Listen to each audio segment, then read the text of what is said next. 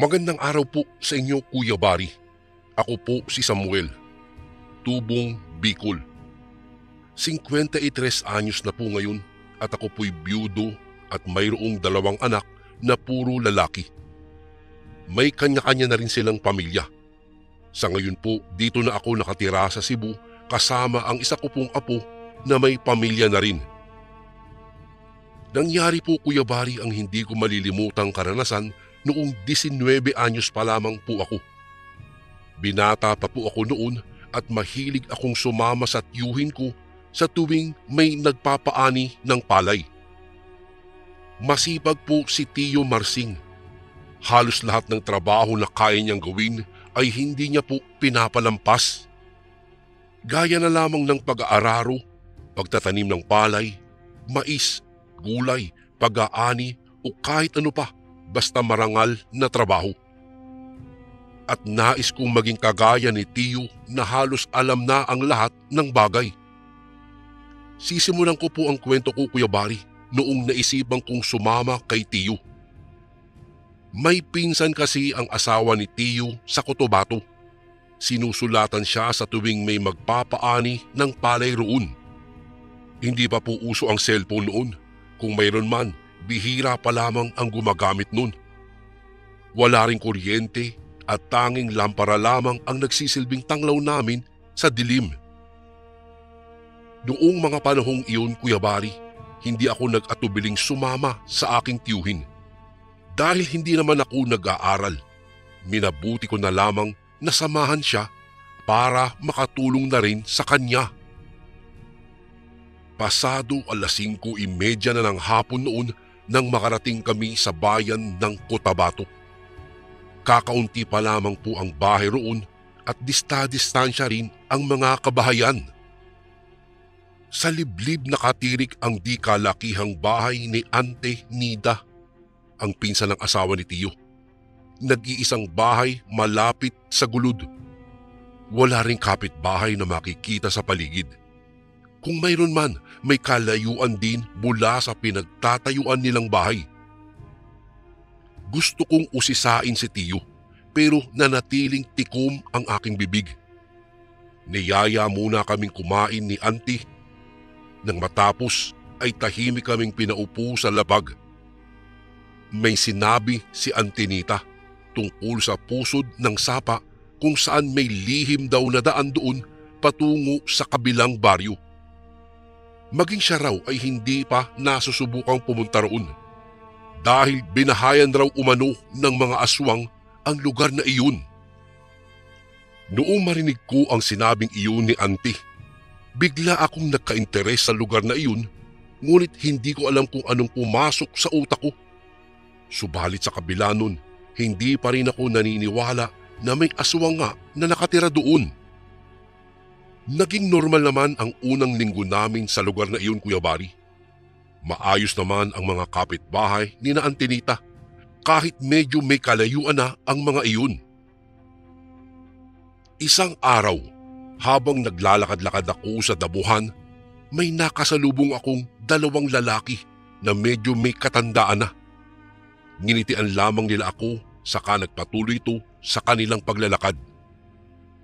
Nais ko pa sanang maglakad-lakad ngunit mahigpit akong pinagbabawalan ni Auntie Nita dahil masyado raw umanong delikado ayon pa sa kanya. Sinunod ko naman ang sinabi ni Auntie.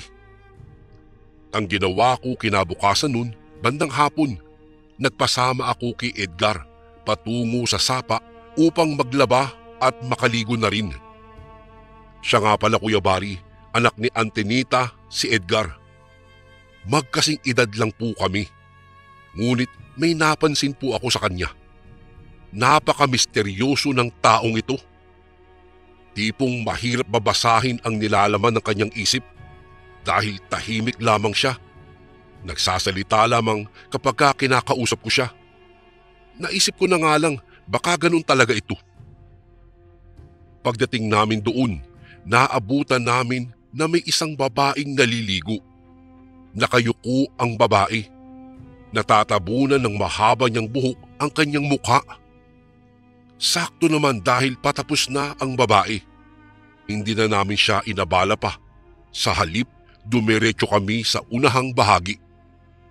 Subalit natigilan ako sa paglalakad nang makarinig ng kakaibang ingay na tila nanggagaling sa dulong bahagi ng kakahuyan. Nagkatinginan pa nga kami ni Edgar.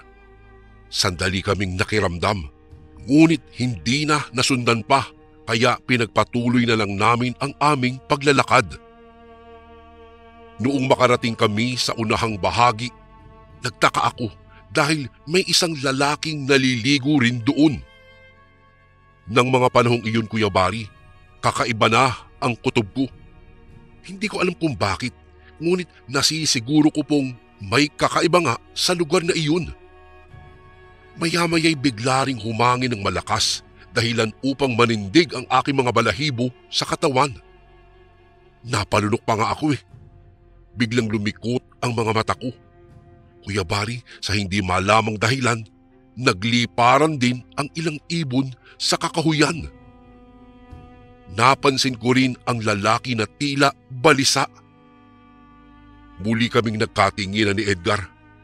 Kapwa napatango, tanda na iisa lamang ang aming iniisip. Walang ano-ano'y kumaripas kami ng takbo. Hindi iniinda ang mga naglalakihang bato. Hindi ko na rin iniisip kung matatalisod ako. Basta ang mahalaga sa akin ng oras na iyon ay makaligtas ako ng buhay kung sakaling panganib nga ang nakaambang sa amin. Nabitawan ko na rin nga ang daladala kong planggana. Subalit sa kalagitnaan ng aking pagtakbo, napansin kong tila wala nang nakasunod sa akin.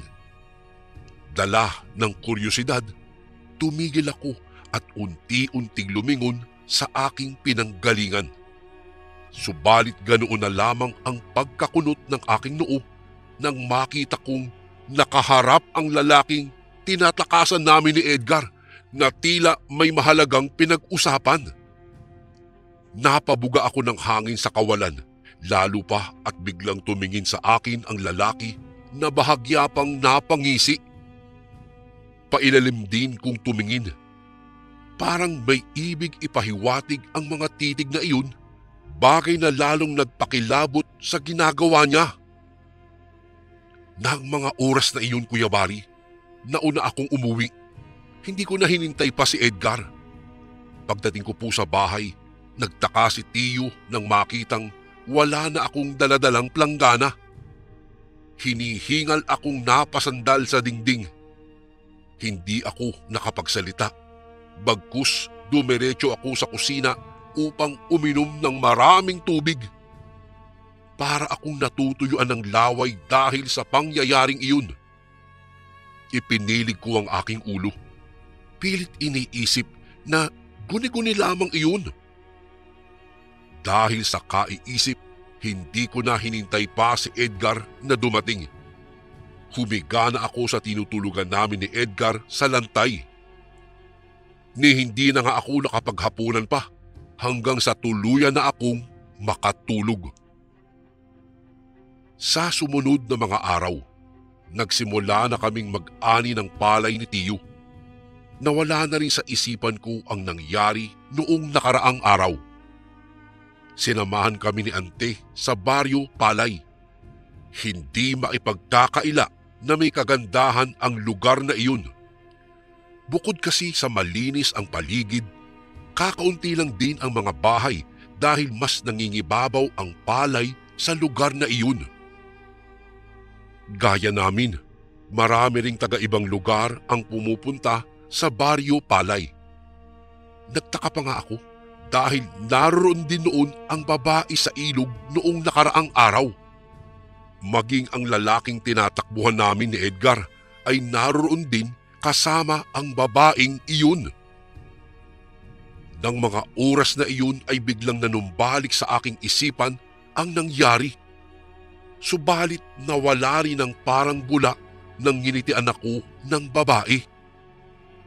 Tila ako'y nahihipnotismo sa aking kinatatayuan nang masilayan ang napakaganda niyang ngiti. Hindi ko naman alam kung bakit, Ngunit parang may kung anong mahika siyang ginagamit sa akin. Dahil simula ng araw na iyon, hindi na siya mawala-wala pa sa aking isipan. Tila may bumabagabag sa aking isip na hindi ko mawari kung ano po iyon. Hanggang sa isang araw, nagulat na lamang ako nang bigla na lamang siyang dumalaw kina Edgar. Pinapasabi raw ng kanyang ina na magpapaani rin daw sila ng palay na hindi naman tinutulan ni Tio Marsing. Iyon din naman ang sadya namin kaya wala kaming sinasayang na oras. Pinaunlakan namin ang kanilang pag-iimbita sa amin nang sa gayon ay marami-rami rin ang madadala naming palay pag uwi namin ng Bicol. Nagpakilala siyang Dalia, Kuya Bari. Mula rin ng araw na iyon ay pabalik-balik na siya sa bahay. Hindi ko na nga pinapansin kahit minsan nakakaabala na siya ng gawain. Halos hindi ko na nga magawa ng maayos ang aking trabaho nang dahil sa kanya. Subalit hindi ko pa rin siyang magawang lubayan sa kabila nun. Hanggang sa napagpasyahan kong ligawan siya na hindi naman niya ako binigo. Kuya Bari, masayang kasama itong si Dalia kahit madalas siyang tahimik. Nagkakasundo kami. Halos may pagkapareha kami ng personalidad kasi. Subalit puno ng pagtataka ang aking isip kung bakit lagi siyang wala tuwing gabi. Madalas ko siyang kasama sa araw, ngunit pagsapit ng gabi, ni anino niya ay hindi ko na nasisilayan pa. At kung tatanungin ko naman siya, wala rin naman akong makuhang tugon mula sa kanya. Ganun pa man, ipinagkibit balikat ko na lamang iyon. Hanggang sa nagpasya kaming umuwi ni Tio sa Bicol. Ngunit hindi natuloy dahil ayaw akong payagan ni Dalia. Panay ang pakiusap niyang huwag ko siyang iiwanan. Gustuhin ko mang siyang makasama, subalit hindi pwede dahil kinakailangan ko ring bumalik sa amin. Binigyan ko siya ng 2 araw na makasama ako ng lubusan. Sinulit namin ang pagkakataong iyon nang sa gayon ay hindi na namin gaano mamimiss ang isa't isa. Hanggang sa dumating na nga ang araw ng aking pag-alis. Iyon din ang araw na hindi ko na nakita pa si Dalia. Nakapagtataka dahil hindi man lang siya nagpakita sa akin sa araw na iyon, samantalang maayos naman ang usapan namin at babalikan ko siya kapag maayos na ang lahat. Magmula nun, hindi na kami nagkita pang muli ni Dalia. Wala na rin akong balita kung saan siya napadpad dahil mula nang umuwi kami ng Bicol, hindi na kami nakabalik pa sa Cotabato. Madalang na rin umalis ng bahay si Tio dahil patapos na ang anihan. Sa pagtatanim ng mais at mga gulay naman siya nakatutok. Nais kong puntahan si Dalia sa kanila, subalit hindi ako pinayagan ng aking mga magulang. Hanggang sa isang araw, sa hindi inaasahang pangyayari, muli kaming napadpad sa Cotabato dahil biglaan ang pagkamatay naman ni Antinita. Hindi rin alam ng pamilya niya kung anong sanhi ng kanyang kamatayan. Nang mga panahong iyon, Kuya Bari, halos lumundag ako sa tuwa kahit patay ang ipinunta namin sa Cotabato dahil masisilayan kong muli si Dalia. Subalit nabigo po ako dahil pagdating ko sa lugar na iyon, sinalubong ako ng masamang balita na magmula sa araw ng aking pag-alis doon, hindi na rin daw bumalik pa si Dalia. Nanlumo naman ako sa aking nabalitaan. Pakiramdam ko ng mga oras na iyon ay wasak ako. Kaya naman ang ginawa ko, pinuntahan ko ang sapa kung saan kami unang nagkita. Subalit gaya ng inaasahan, ni anino niya'y wala akong nakita. Laglag ang aking balikat na umuwi sa bahay ni na Edgar. Ngunit hindi pa nagtatapos doon ang paghahanap ko sa kanya. Isang araw, habang hindi pa naililibing si Antinita, biglang pumasok sa isipan ko ang sinabi ni Auntie tungkol sa kabilang baryo. Bigla akong nakuryoso nang maalala ang bagay na iyon. Hindi na po ako nag-alinlangang tumungo sa pusod ng sapa kung saan diretso iyon sa sinasabing pinamugaran ng mga aswang. Nang mga oras na iyon, Kuya Bari, nawala na sa isip ko ang takot dahil sa kagustuhang mahanap si Dahlia. Dapit hapon yun nang maisipan kong bagtasin ang daan patungo sa kabilang baryo. Dala ang pag-asang mahanap ko si Dahlia. Hindi ko na ininda pa ang nakaambang panganib. Ang mahalaga, matagpuan ko ang babaeng aking iniibig. Malayo pa lamang, kapansin-pansin na ang katahimikan ng lugar. Subalit sa kabila nun, nakapagtatakang magaganda ang mga bahay roon. Konkreto halos lahat ng nakatayong bahay. Nagpatuloy lamang ako sa aking paglalakad. Tumingala ako sa kawalan nang mapansin ang biglaang pagbuhos ng malakas na ulan. Malalim akong bumuntong hininga bago nagmamadaling humakbang. Nagpalingalinga ako, naghahanap ng masisilungan. Kumunot ang aking noo nang mapansing ni isang tao ay wala akong nakikita. Lahat din ng bahay na madadaanan ko ay sarado ang pintuan, maging ang kanilang mga bintana. Dahil doon, biglang sumagi sa aking isip ang sinabi sa akin dati ni Antinita. Sa hindi malamang dahilan, nanindig ang mga balahibo ko sa batok, hindi dahil gawa ng ulan, kung hindi dahil sa takot na lumukob sa akin. Saka ko palang napagtanto na baka nga totoo ang ikinikwento ni Antinita sa amin noon. Marahas akong bumuga ng hangin sa kawalan bago dumiretso sa unahan. Habang naglalakad, nararamdaman kong tila may nakamasid sa akin mula sa di kalayuan. Subalit ipinagkibit balikat ko pa rin, bagkus binilisan ko na lamang ang aking mga hakbang. Giniginaw na rin ako dahil palakas ng palakas ang pagbuhos ng ulan. Nang makahanap ako ng masisilungan, walang pag-aalinlangan akong pumasok doon sa loob ng isang maliit na bahay. Pinagpag ko muna ang aking suot kahit batid kong hindi na iyon matutuyo. Nang matapos, nagpalinga-linga ako sa paligid ng bahay. Napangiwi ako nang malanghap ko ang malansang amoy. Batid kong hindi normal iyon, kaya napagpasyang kong hanapin kung saan nagmumula ang amoy na iyon. Subalit gano'n na lamang ang pamimilog ng aking mga mata nang makita kong nilalantakan ng isang itim na pusa ang karne habang nakalagay iyon sa malaking planggana. Hindi ko lamang batid kung anong klaseng karne iyon. Subalit nasisiguro kong karne ang kinakain ng pusang iyon dahil dumudugo pa ang mga iyon.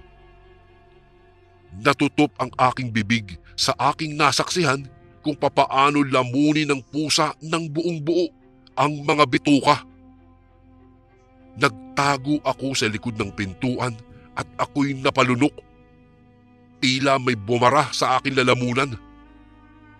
Pakiramdam ko ng mga sandaling iyon, Kuya Bari, ay hihimatay na ako sa takot.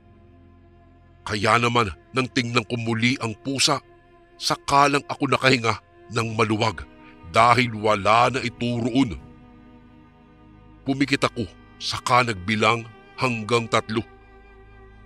Tahimik, kaya dahan-dahan akong lumabas. Subalit huli na dahil sa isang iglap lamang ay nasa harapan ko na ang malaking pusa pagmulat ko sa aking mga mata.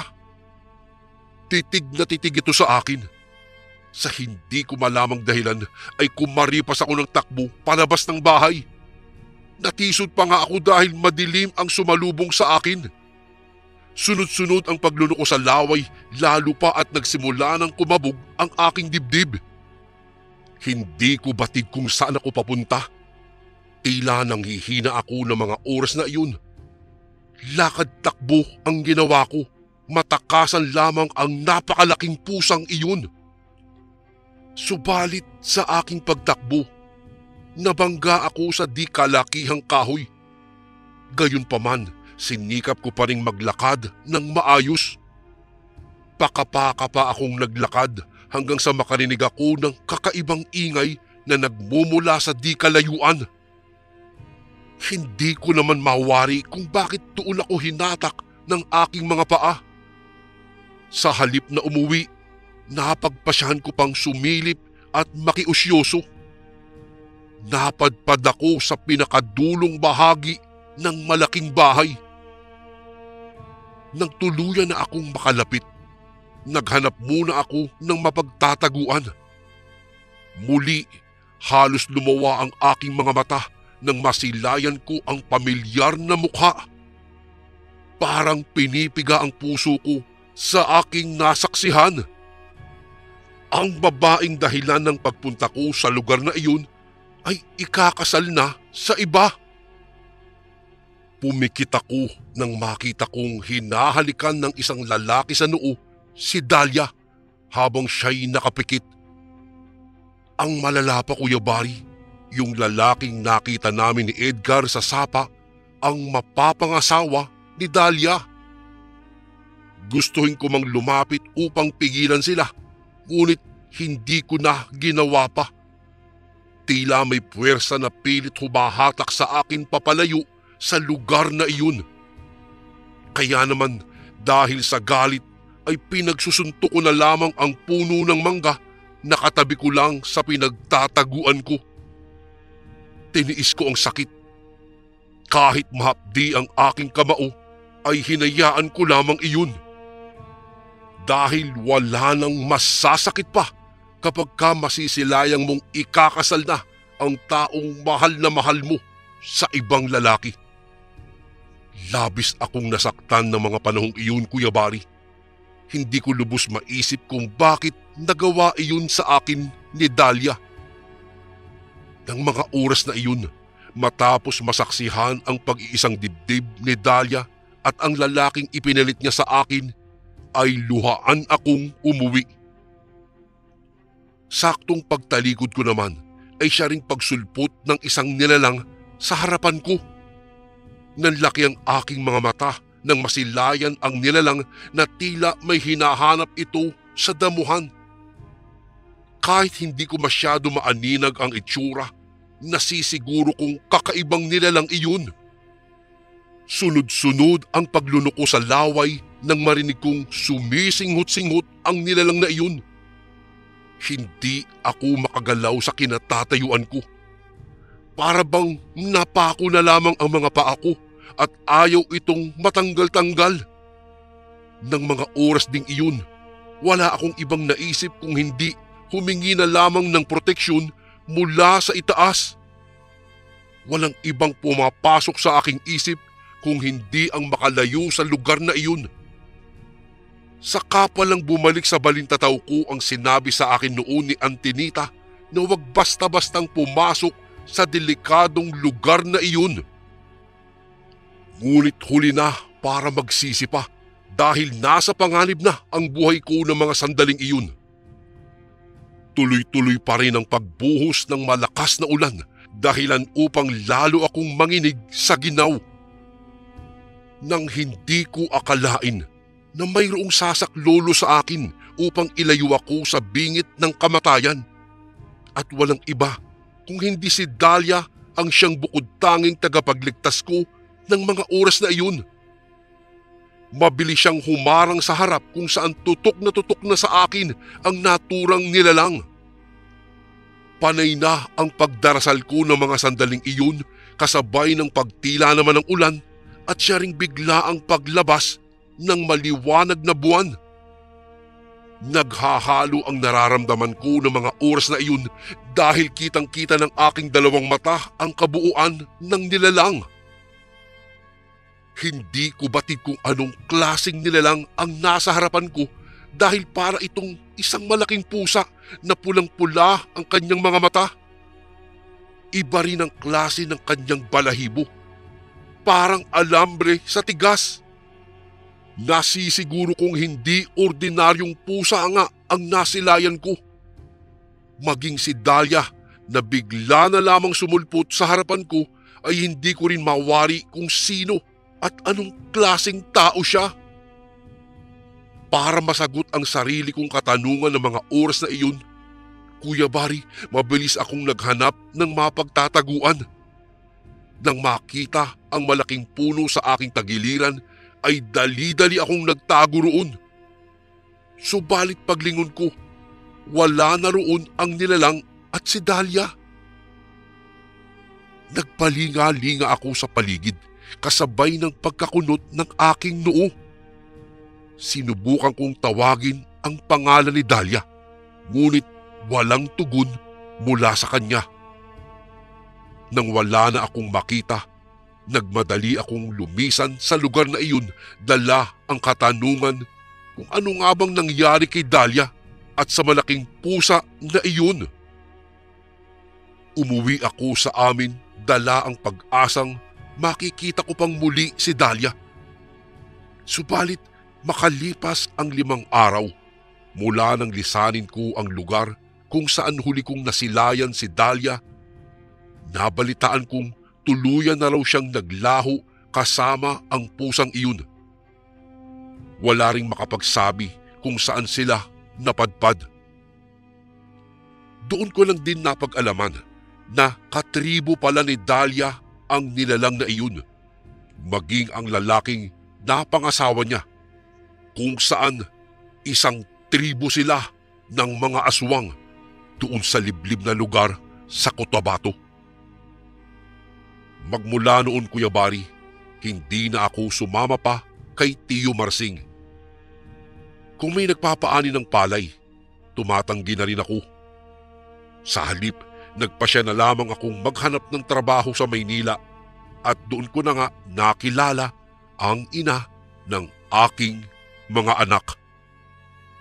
Kuya Bari, dito ko na po tatapusin ang aking kwento. Sana po mapili niyo rin po itong basahin sa inyong channel. More power po sa Ang Sundo Horror Stories, and God bless po sa lahat ng kasundong nakikinig ngayon. Lubos na gumagalang, Samuel. At ito naman po ang ating pangalawang kwento para sa araw na ito.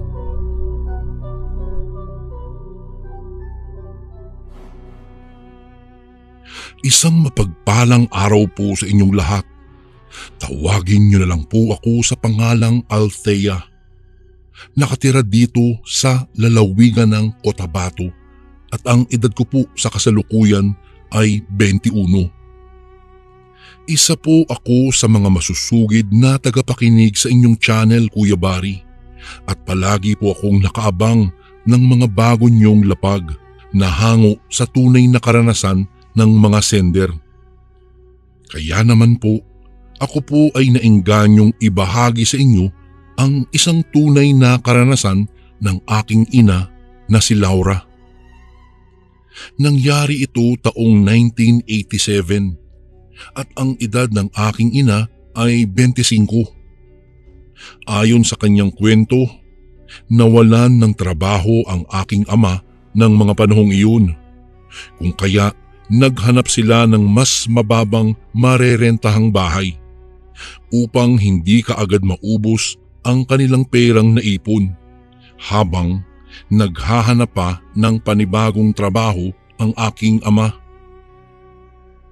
Sa katagalang paghahanap nila ng mababang upa na bahay ay napadpad sila sa isang baryo. May isang matandang lalaki po kasi ang kanilang napagtanungan sa bayan noong nagdaang araw na kung may alam ba itong pinapaupahang bahay na mura lang. At hindi nga nagtagal ay may itinuro itong isa. Sigurado ka ba, mahal, na tama itong baryong tinuro sa atin ng matandang lalaki sa bayan? Tanong ng aking ina sa aking ama nang naroroon na sila sa baryo. Mukhang tama naman siguro itong baryong to. Itong sinabi ng matanda sa atin, mahal. Teka, tara tayo dun sa bandang unahan at magtanong-tanong tayo dun sa mga taong nandoon. Baka may alam silang bahay na maupahan. Turo ng aking ama sa mga taong nag-uumpukan. Agad na naglakad na sila papalapit sa mga taong nag-uumpukan. Noong papalapit na sila sa mga tao, unti-unting napapansin ng aking ina ang kakaibang mga tingin sa kanila ng tao na para bang galit na galit ang mga ito kung makatitig sa kanila. Naku mahal, teka muna. Parang nakakatakot naman dito. Tingnan mo, parang ang sama makatingin ng mga tao sa atin. Panimula ng aking ina. Ay naku, mahal, wag mo na lang silang pansinin ha. Umiwas ka na lang ng tingin. Baka lang nagtatakal sila dahil may ibang taong pumasok dito sa kanilang baryo. Tugon ng aking ama. Medyo nakaramdam ng kaba ang aking ina ng mga oras na iyon nang mahuli niyang titig na titig ang isang matandang babae sa kanyang tiyan. Nakita niya rin ang biglaang pagtulo ng laway nito sa bibig. Umalis na kaya tayo dito? Para kasing hindi talaga ako komportable. Anya ng aking ina. Dahil pakiramdam niya ay para bang may kakaiba sa mga taong nakatira sa baryong kanilang pinasukan. Siya nga po pala Kuya Bari. 6 na buwang buntis na po ang aking ina ng mga panahong iyon. Kaya nagpupursige sila talagang makahanap ng murang paupahang bahay. Dahil sa baka mabawasan na ang kanilang ipon para sa kanyang panganganak kung sakaling magtagal pa sila sa bahay na titirhan nila. May kamahalan po kasi ang renta nila sa bahay.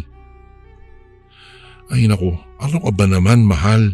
Nandito na tayo Isa pa, magtatanong lang naman tayo kung may alam silang paupahang bahay dito.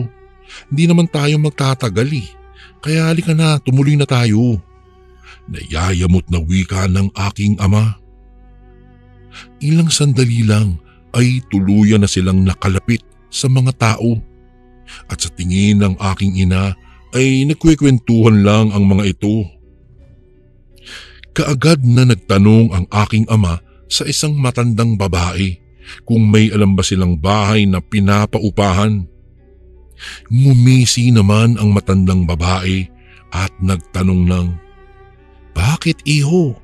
Naghahanap ba kayo ng bahay na matutuluyan?" Opo Lola. Aalis na po kasi kami sa bahay na tinitirhan namin ngayon. Kaya naghahanap po kami ng medyo mababang presyong paupahang bahay. Sagot ng aking ama. Abay, tamang-tama. May alam ako.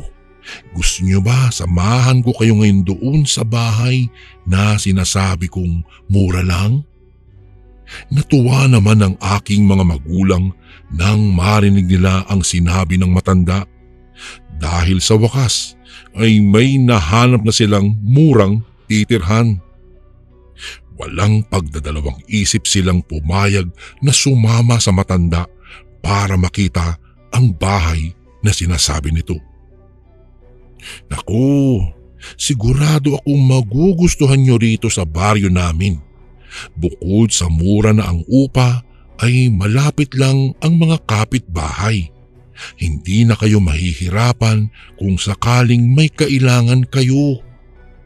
Panimulang wika ng matanda habang naglalakad na sila papunta sa bahay ng sinasabi nito.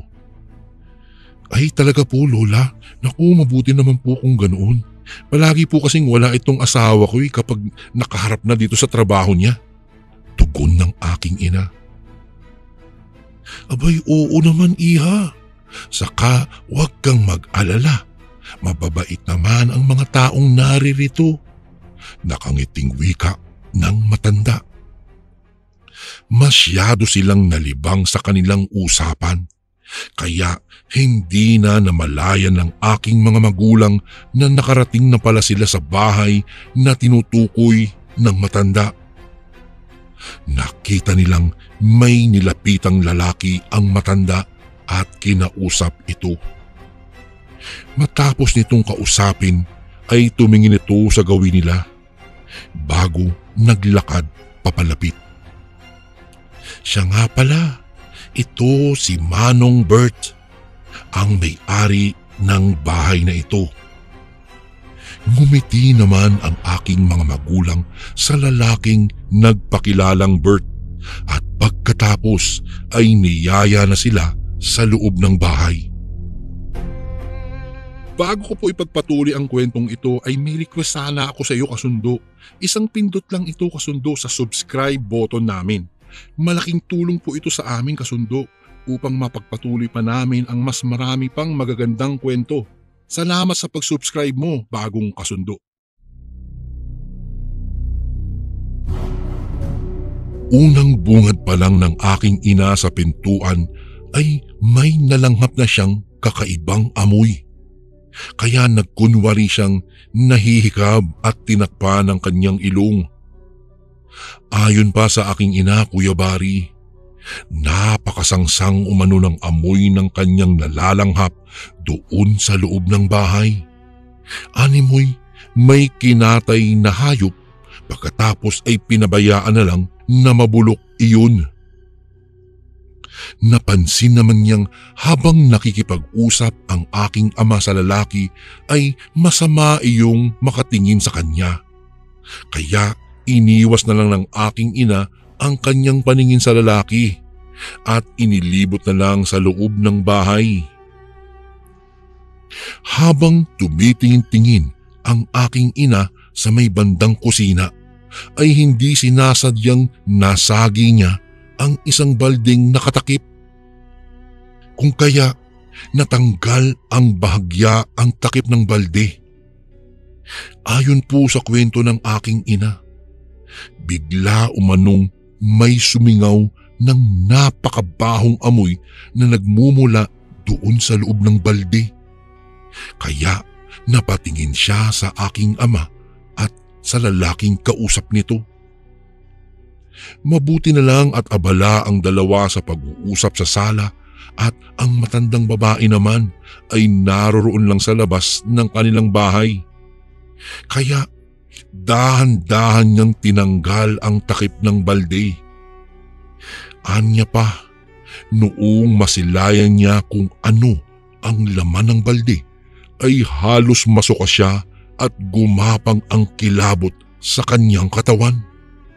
Kasabay ang pagtayo ng mga balahibo niya sa kanyang batok. Dahil sa kitang-kita niyang karne ng taong nabubulok at inuuod na ang laman ng balde.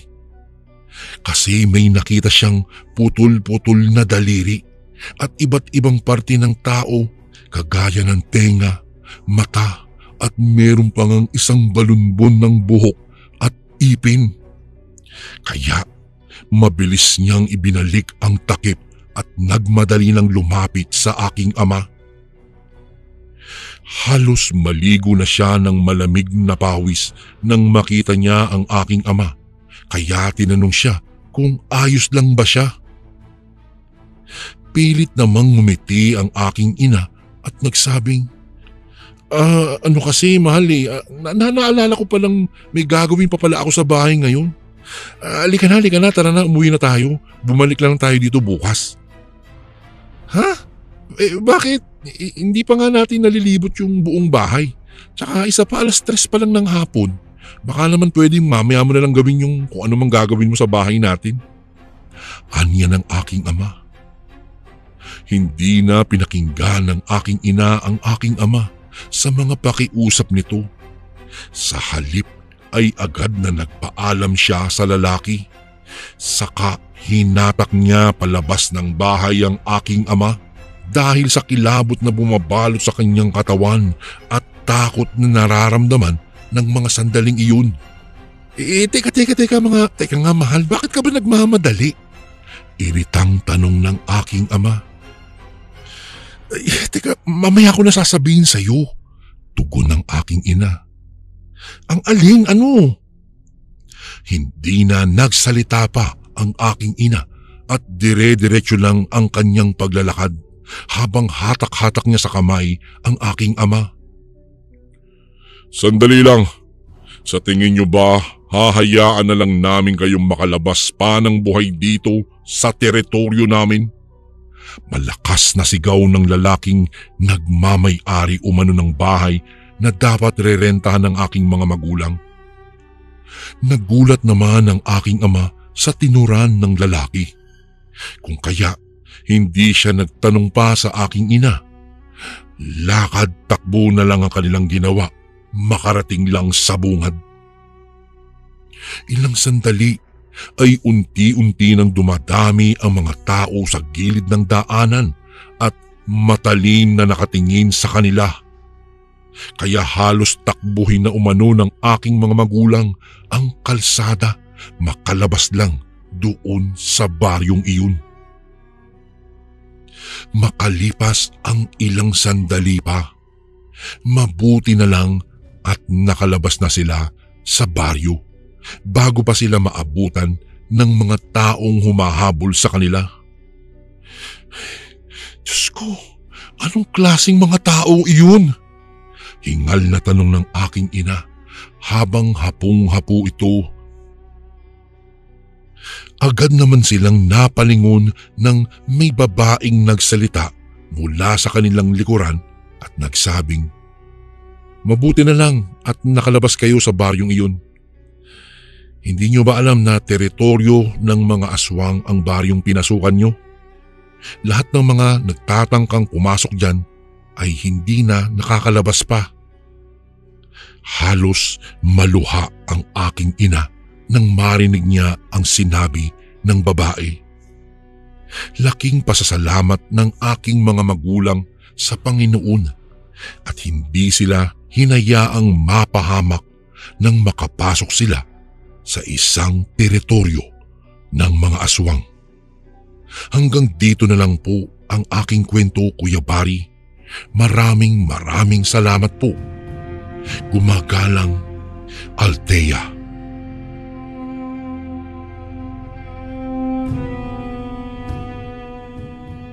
Magandang araw po mga kasundo. Ngayon po ay meron po tayong guest narrator sa ating channel. So walang iba po ito, si Sir Vong Caballero ng Kaba Horror Podcast.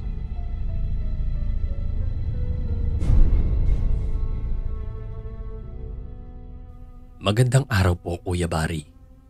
Nais ko lang na magbahagi ng kwento sa inyo. Sa katunayan po, ay matagal na pong nangyari ang kwentong ito na isinalaysay lamang sa akin ng aking ama. Ngayon lang po ako nagka-oras na isulat ito, kung kaya sana ay mabasa po ninyo. Itago nyo na lang ako sa pangalang Ram. Ang aking ama naman ay tawagin na lang ninyong Jazzer. Sabi sa akin ni Papa, nang kabataan niya ay mahilig siya sa pagbabarkada. Madalas wala siya sa kanilang bahay noon dahil nga malimit niyang kasama ang kanyang mga kaibigan. Napapadpad sila saan mang lugar sa aming probinsya o sa karatig man dahil marami silang kakilala ron. Minsan ay hindi may iwasan ni na Papa na may makasalamuhang kakaibang mga nilalang. At isa na po ron ang nilalang na aswang na siyang ating paksa sa aking kwento ngayon. Dahil nga sa mahilig sa gala at pakikipagkaibigan si Papa, ay nakilala niya si Jason na pinsan ng babaeng natitipuhan niya noon. Mabait daw na tao si Jason kung kaya nakapagpalagayan ng loob ni Papa. Hindi naman lingid sa kaalaman ni Papa ang haka-haka na may lahing aswang ang pamilya ng kanyang kaibigan dahil para sa kanya ay walang maidudulot na maganda ang mga ganon sa buhay ng mga tao. Hindi rin kasi siya naniniwala sa mga ganong nilalang noon kung kaya baliwala lamang ang bagay na yun sa kanya. Naisip pa nun ni Papa ang kabaitan ni Jason sa kanya kung kaya hindi niya pinag-isipan ng ganun ang lalaki. Isang beses raw, nagkayayaan mag-inuman ang barkada ni na Papa sa bahay ng kaibigan nitong si Jobert. May magandang balita raw kasing ibabalita sa kanila ang lalaki na kailangan ng munting pagdiriwang. Dahil doon ay hindi nakatanggi si Papa dahil halos lahat sa kanyang mga kabarkada ay pupunta, maging si Jason. Nang nagiinuman na sila ay kinukulit nila si Jobert kung ano ang magandang balita nito. Hindi na rin nakapagpigil pa ang lalaki at sinabi na nito ang kanyang balita. "Buntis si Mrs. Magkakaanak na kami!" Masayang wika nito. Masayang binati rin nila ang lalaki at nagpatuloy sa kanilang pag-iinuman.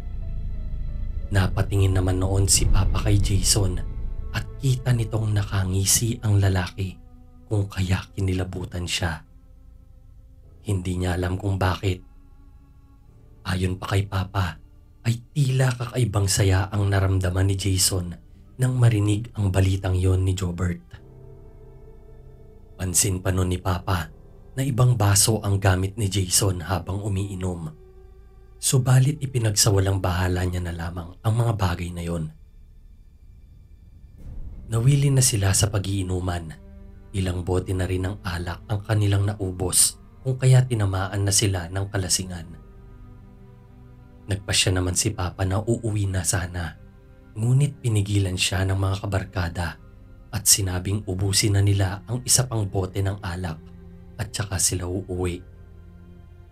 Subalit nang maubos na nila yon ay nagpadagdag pa sila kung kaya hindi na nakauwi si Papa. Dahil lasing na nga ay napagpasyahan nilang huwag nang umuwi at sa bahay na lang ni na Jobert makitulog ng gabing yon. Ipinahanda naman ni Jobert sa kanyang misis ang tutulugan ni na Papa at ng mga kaibigan nito. Habang nag-aayos naman ang asawa ni Jobert ay napatingin si Papa kay Jason. Kahit na may tama na si Papa ng alak ay alam niyang nakatitig ng matalim si Jason sa asawa ng kanilang kaibigan. Hindi inalis ng aking ama ang tingin nito kay Jason hanggang sa hindi niya inaasahan ang kanyang makikita. Bigla na lamang naglaway ang lalaki sa hindi malamang dahilan. Hindi rin nagbabago ang matalim nitong pagtitig sa asawa ng kanilang kaibigan. Napatingin pa si Papa sa iba pa nilang kaibigan, ngunit tila walang alam ang mga ito dahil nga kumpara sa kanya ay mas lango sa alak ang iba niyang mga kaibigan at maging si Jobert. Dahil doon ay nakaramdam ng kaba si Papa sa hindi niya malamang dahilan at tila nababawasan ang kanyang kalasingan. Napaiwas pa ang aking ama ng kanyang tingin nang tignan siya ni Jason. Nagkunwari pa nga siyang lasing na lasing at walang nakitang kakaiba sa lalaki. Bago ko po ipagpatuloy ang kwentong ito ay may request sana ako sa iyo kasundo. Isang pindot lang ito kasundo sa subscribe button namin. Malaking tulong po ito sa aming kasundo upang mapagpatuloy pa namin ang mas marami pang magagandang kwento. Salamat sa pag-subscribe mo, bagong kasundo.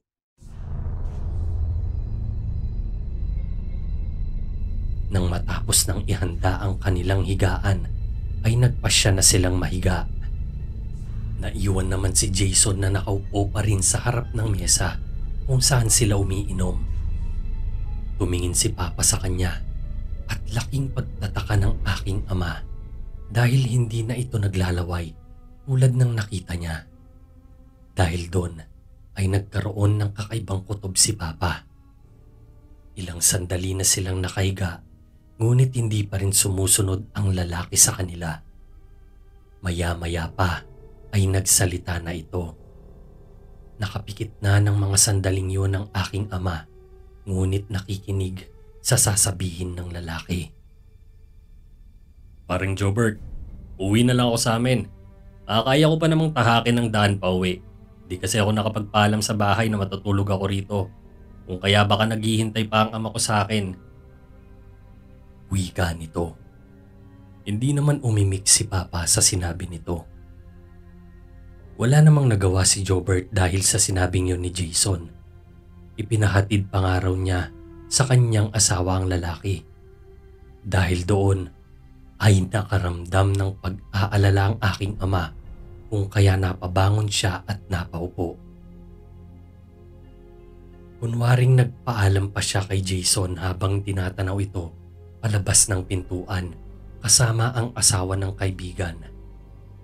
Nang makalabas na ito ng bahay ni na Jobert ay isinarado naman ng babae ang pintuan ng bahay at nahiga na sa tabi ng kanyang asawa sa isang sulok kasama ni na Papa.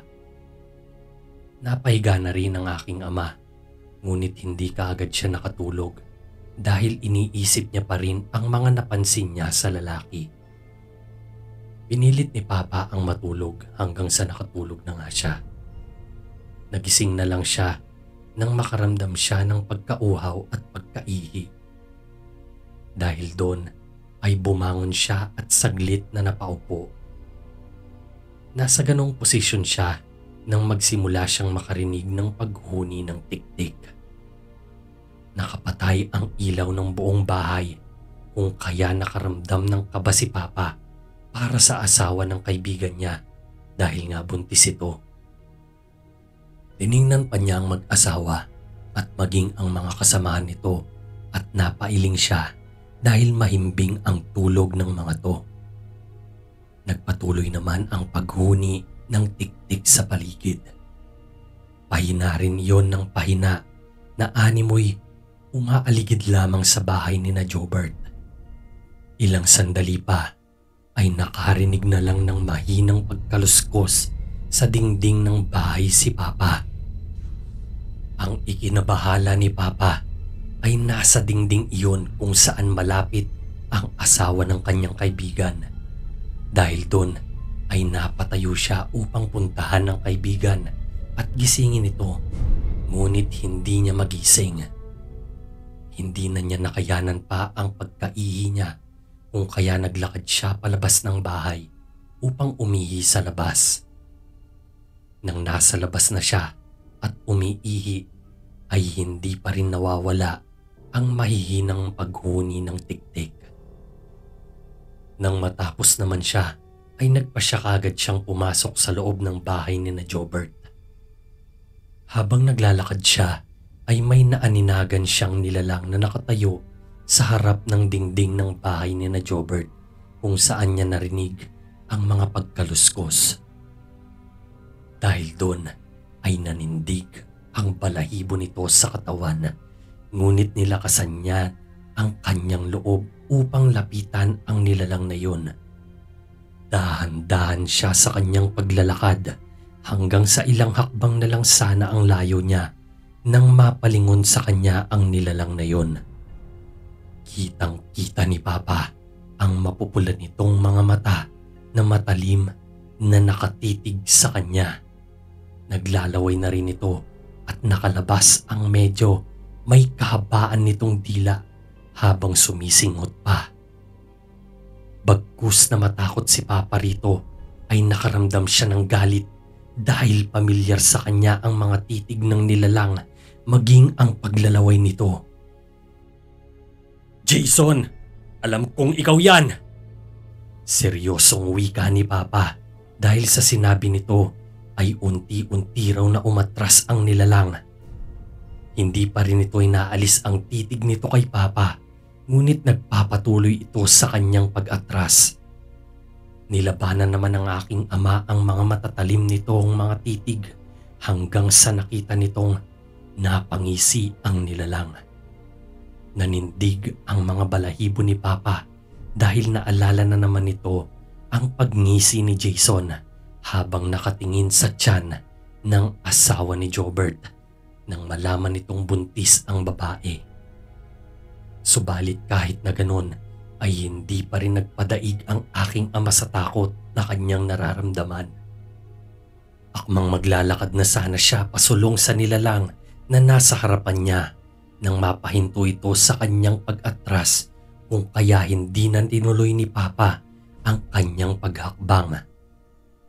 Walang ano-ano ay mahinang napahagik-gik ang nilalang habang nanlilisik ang mga matang nakatingin sa kanya. Nagtagal din yon ng ilang segundo bago muling nagpatuloy sa kanyang pag-atras ang nilalang hanggang sa tuluyang naglaho sa madilim na parte ng paligid. Bigla na lang din tumahimik ang paligid kung kaya nagpasya si Papa na pumasok na sa bahay ni na Jobert. Napapailing pa din siya sa nadiskubre niya. Kinaumagahan ng magising sila ay naging tikom ang bibig niya sa nangyari. Simula rin ng gabing yon, hindi na nagpakita sa kanila si Jason. Nagtataka man ang iba niyang kaibigan kung bakit, ngunit wala siyang sinabi na aswang ang lalaki at tinangka nitong aswangin ang asawa ni Jobert ng gabing yon. Mabuti na nga lang at gising siya dahil kung hindi ay malamang na napahamak na ang asawa at magiging anak nito dahil sa tangka ng kaibigan nilang aswang. Hanggang dito na lang po ang aking kwento. Salamat po ng marami. Gumagalang, Ram.